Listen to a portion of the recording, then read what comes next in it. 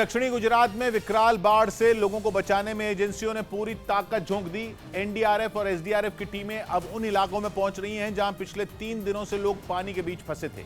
राज्य के 4 जिले बाढ़ से बेहाल हैं, जिनमें सबसे बुरा हाल नवसारी और गिर सोमनाथ का है। बल्कि गिर सोमनाथ के तो कुछ इलाके ऐसे हैं जहां अब तक राहत एजेंसियों की टीमें मदद के लिए पहुंच ही नहीं पाई हैं। गिर सोमनाथ के निचले इलाकों में बाढ़ का पानी लोगों के घरों को पूरी तरह डुबो चुका है। घर का सारा सामान पानी में बहकर जा चुका है।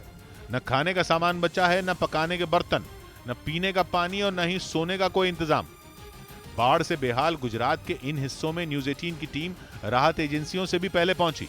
जल संकट देखिए कि किस तरीके से लोगों को ले डूबा है। आप देखिए कहां तक पानी यहाँ पर नजर आ रहा है। ये देखिए गिर सोमनाथ के इन इलाकों में सिर्फ रास्तों पर पानी नहीं भरा, बल्कि पानी में पूरी जिंदगी डूबी हुई है।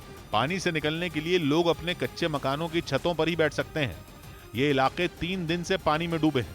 अचानक नदियों का पानी इस इलाके में तब दाखिल हुआ जब लोग सो रहे थे। ये पूरा जो इनका बिस्तर है, देखिए पानी में डूब चुका है। सामान देखिए कि कैसे ड्रम के ऊपर रखा गया है, बर्तनों को कैसे बांध के रखा गया है।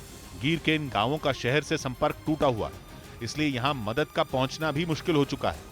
लेकिन ये अकेला ऐसा गांव नहीं है जहां लोगों के लिए बाढ़ आफत बनी हुई हो, बल्कि ऐसे कई गांव हैं जहां कई फीट तक पानी जमा हुआ है। लोगों की जिंदगी पर पूरी तरह ब्रेक लग चुका है और राहत के लिए लोगों को केवल बारिश रुकने का इंतजार है। गिर सोमनाथ के फासरिया नाम के गांव को बाकी शहर से जोड़ने वाली सड़क ठप हो चुकी है। सड़क पर इतना पानी है कि मोटरसाइकिल की सीट तक पानी में डूबी दिखने लगी। जरूरी काम की वजह से लोगों को इस पानी में भी उतरने का जोखिम उठाना पड़ता है, लेकिन एक बार जो पानी में उतर जाए वो आसानी से निकल नहीं पाता। ये टेम्पू जो है यहाँ पर फंस गया है। ये बाइक वाले हैं, ये अपनी बाइक को आगे नहीं खींच पा रहे हैं। तो अब आप तस्वीर। थोड़ी देर बाद न्यूज 18 की टीम की मदद से बाइक बाहर निकाल ली गई, लेकिन माल ढोने निकली गाड़ी तो घंटों तक फंसी रही। गांव का हाल यह है कि रोजमर्रा के कामों के लिए भी लोगों को कमर तक के पानी से होकर गुजरना पड़ रहा है। लोगों के घर, खेत, मैदान, मंदिर, स्कूल, सरकारी दफ्तर सब कुछ पानी में समा चुके हैं। लेकिन इलाके में पक्के मकान हैं और लोगों की जान पर खतरा नहीं है, इसलिए बचाव टीमें भी इस गांव में नहीं आई हैं। लेकिन नवसारी जिला ऐसा है जहां पिछले 24 घंटों में पानी का स्तर कुछ कम हुआ है, इसीलिए वहां राहत और बचाव के ऑपरेशन अचानक तेज कर दिए गए। अब उन लोगों तक मदद पहुंचाई जाने लगी है जो 48 घंटों से भी ज्यादा वक्त से बाढ़ का सामना कर रहे थे और 2 दिन से आफत से लड़ते लड़ते अब उनकी आस भी टूटने लगी थी। नवसारी में बचाव टीमों की नाव में बैठे लोगों ने बताया कि अब पानी कई फीट कम हो चुका है। कितना खतरा है आपको भी अंदाजा आ जाएगा कि कितना खतरा है। अभी तो कम से कम 60 फुट पानी कम हो गया है यहाँ पे। लेकिन 7 फीट पानी कम होने के बाद भी पानी इतना है कि नाव में बैठे लोगों को भी डर लगने लगे।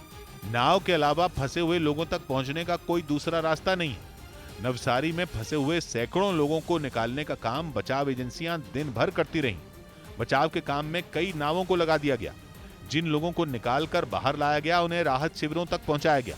राहत शिविरों में लोगों के खाने पीने से लेकर उनके इलाज तक का इंतजाम किया गया। नवसारी और उसके आसपास के जिलों में हजारों लोगों को राहत शिविरों में पहुंचाया जा चुका है। दूसरी तरफ सरकारी एजेंसियों का अनुमान यह है कि अगले 24 घंटे गुजरात के लिए भारी हो सकते हैं, क्योंकि दक्षिणी गुजरात में बहुत भारी बारिश का अनुमान है। दक्षिणी गुजरात ही है जहां नवसारी, डांग और गिर सोमनाथ जैसे जिले हैं जहां बाढ़ ने पहले से तबाही मचा रखी है। जबकि अगर और बारिश हुई तो सिर्फ बर्बादी बढ़ाने वाली होगी। गिर सोमनाथ जिले में कोडिनार ऐसी ही जगह है जहां बाढ़ की वजह से जिंदगी बेबस है। लोगों के घर पानी में डूबे हैं। पानी के बीच ही पूरी गृहस्थी चल रही है। गलियां हो या घर का आंगन हो, पानी हर जगह पहुंच चुका है। शहर में नदियों का पानी ऐसे अंगड़ाइयां लेता दिख रहा है जैसे नदी के बीच में किसी ने इमारतें बनाई हो। लोगों को इंतजार है तो केवल आसमान से बरस रही आफत के थमने का। जूनागढ़ भी गुजरात के उन जिलों में है जहां बाढ़ ने तबाही मचा रखी है। नदी का पानी रिहायशी इलाकों में दाखिल हो चुका है। ऊंचाई से ली गई तस्वीरों में साफ दिखा कि खेत, मैदान, सड़कें सब कुछ पानी से लबालब हो चुके हैं।